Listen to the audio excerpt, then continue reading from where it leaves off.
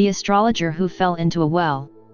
The Astrologer Who Fell into a Well is a fable based on a Greek anecdote concerning the pre-Socratic philosopher Thales of Miletus.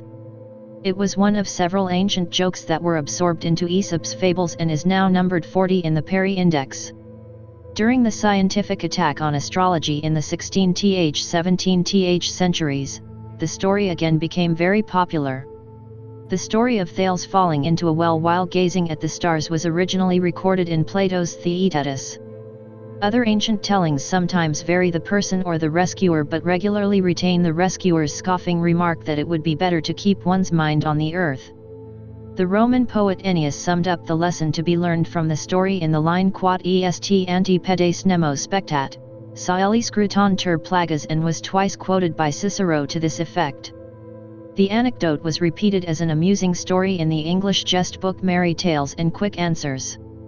In this the philosopher fell plump into a ditch over the ears.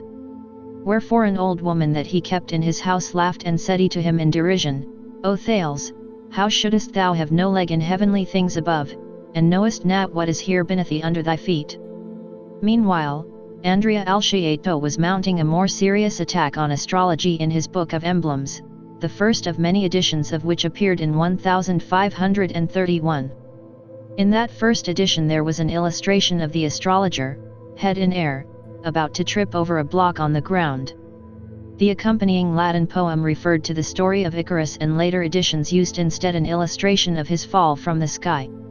However, the emblem is titled Against Astrologers, and the poem concludes with the warning, let the astrologer beware of predicting anything. For the impostor will fall headlong, so long as he flies above the stars. The English emblem compiler Geoffrey Whitney followed Alciato's lead in including the story and an equally fierce attack in his choice of emblems. At much the same time, John Lilly's play, Galathea, features a subplot involving a phony alchemist and a sham astronomer who, in gazing up at the stars, falls backward into a pond. The Neo-Latin poet Gabriel Faerno also included the story of the stumbling astrologer in his collection Centum Fabulae, but concluded with the more philosophical point, how can you understand the world without knowing yourself first? As with several others, it was from this source that Jean de La Fontaine included the plot among his fables. His poem is remarkable in confining the story to a mere 4-line allusion before launching into a 45-line denunciation of astrology.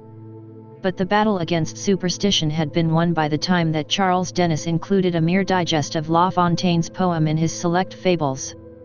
His conclusion is that speculation about the future is idle. How many folk, he asks, let, for want of due repair, a real house fall down, to build a castle in the air? Samuel Croxall is even more curt in his Fables of Aesop. The moral of the tale, he concludes, is mind your own business.